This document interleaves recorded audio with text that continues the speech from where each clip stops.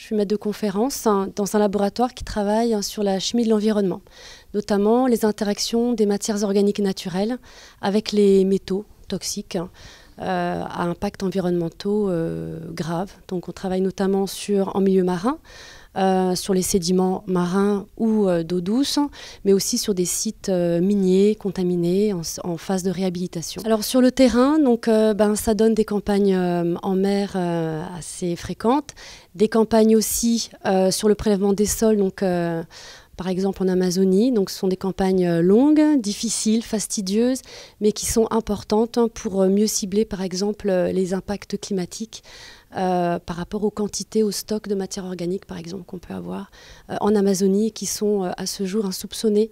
Donc voilà, ce sont des campagnes un peu moins lourdes quand on fait nos prélèvements dans la rade de Toulon, on est plus près, mais voilà, on a ce qu'il faut, on a un Zodiac, on a toute la logistique nécessaire pour mener à bien tous ces prélèvements. Donc les journées de la chimie, c'est la Société chimique de France qui les organise et la section Provence-Alpes-Côte d'Azur et Corse qui les organise depuis de longues années puisque c'est la 24e édition.